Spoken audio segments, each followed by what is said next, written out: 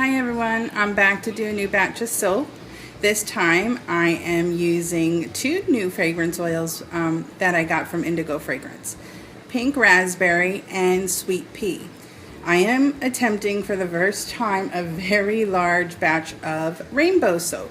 So, for the first time I'm making rainbow soap, and for the first time I'm making a very large batch. Now, what I have discovered with large batches is the more organized you are, the better the result. So I have all my colors mixed for my pretty rainbow. I have my oils cooling down, and I already went ahead and mixed my lye. Again, I used lye safety precautions, which were gloves, mask, well ventilated area. So I went outside and did that, and I got it all together. And we're going to see how this comes out. I'm really excited because I really like the way that these two scents play off each other. It's I'm not mixing them together. I'm actually going to do separate layers because, like I've mentioned in previous videos, I find that when you do it in separate layers with the scents, it holds up remarkably. So I'm just going to continue with the process, and this one I'm going to have to work really fast with, so I'm going to tape as much as possible. But what I'm checking for with these fragrances is to make sure that they don't set up the soap, that there's no ricing, that it doesn't discolor the soap, and that the scent holds up. So we shall see. We're going to just learn as we go. All right, I'm going to let the oils cool down and the lye cool down, and then we'll be back. Alright, so I have my oils at 105 degrees and my lye solutions at 106.5. I want to get them down to 100 degrees. So that way I can play around with the soap, since I'm making for the first time a huge batch. And I'm making rainbow soap, so it's going to have a lot of colors involved. Again, I'm using Indigo Fragrance Sweet Pea and Pink Raspberry. I'm going to be looking for ricing, if it sets up my soap, if it discolors the soap. Going to make sure the scent holds. As always though, Dawn is really good with her oils. I absolutely love them. So I just want to show you my colors I have. I have this hot pink, like a yellow, a pearl blue. Now when I used this last time it turned into a green, and so that's what I'm hoping for, because I actually do not have a green color, a purple, and a cobalt blue. And then on the top what I'm going to do is a pearl white. I'm going to pipe that out to make it look like clouds. Since it is a rainbow soap, I want it to, you know, there's clouds involved with rainbows. So this is all going to be an experiment for me as well. We shall see how it comes out. I hope it comes out well. So, excuse the noise in the background. That's my little guy. Again, I'm just going to bring the lye and the oils down to 100 degrees. Then we're going to mix together, and we're going to work really fast. And I'll bring you back when I have everything all set up. Both my oils and lye solution are at 100 degrees. So I'm going to go ahead and mix them together, bring them up to trace.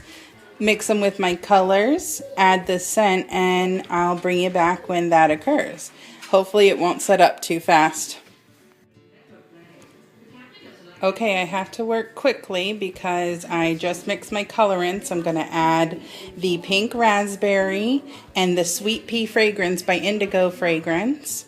And I will give you those results when I am all done, because I'm going to have to work quickly so this doesn't set up. But I'm happy with the color so far, and we shall see how it all looks in the mold. Alright, so I added the full ounce of Pink Raspberry to my purple and my green color.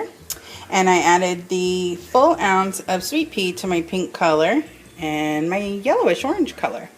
And the scent is holding up great. It is not ricing, as you can see. The color is holding up well, and it's not setting up my soap. I also added some Sweet Pea to the cloud effect that I'm going to be doing. So far so good. I'm happy with it. I'm setting it up in my 12 bar mold and my loaf mold.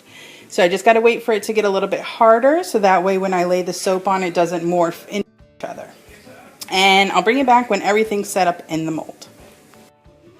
Alright, I had to work fast, but only because I had a lot of coloring to do.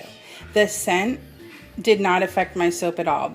As you can see, it's smooth, so there was no ricing. It didn't set up my soap. It hasn't morphed any colors, and it smells terrific. So I'm going to actually be calling this Tutti Frutti.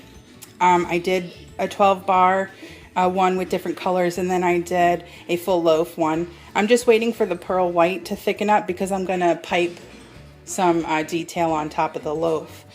So I'm really happy with how everything turned out. I'm really excited to see how the colors are after it sits for 24 hours. So I'm going to go ahead and let the pearl white thicken up, and then once I pipe it out and everything's fully completed, I'll bring you back and show you the final result, and then we'll put it away for 24 hours. Okay, well, the white took a really long time to thicken up, so I just added it, and I sprinkled a little moon dust on top in Luna Blue. And then here was my 12 bars. I'm calling this Tutti Frutti. Again, I used sweet pea and pink raspberry, and everything held up beautifully. We're going to set this aside for 24 hours, and then we'll cut it. I'm really excited to see what it'll look like. Thanks for watching. All right, it's unmolding time. Here is my Tutti Frutti bars of soap. One is a huge loaf mold, and then I have a 12 bar individual mold that I'm going to unmold right now, and I'll show you guys the finished product. Okay, here is my gorgeous loaf that I made, and those are my 12 bars of Tutti Frutti. It smells really well, and the colors came out fantastic. I'm really happy how this came out. I'm going to go ahead and cut this huge loaf, and I'll show you guys what it looks like on the inside. Well, I must say I'm really pleased with how it turned out. My Tutti Frutti bar of soap. Again, that's my little guy in the background. Sorry for all the noise. It smells really good, and I really like how the colors came out. Really pretty and vibrant. I wasn't going to do a swirl effect, but I ended up doing one, and I really like how it came out. It's still, you can see the distinctive layers, but they kind of morph and blend into each other. Well, thanks for watching. These are going to cure for a couple of weeks, and I'm getting ready because I've been accepted into a green market where I live, so I'm very excited.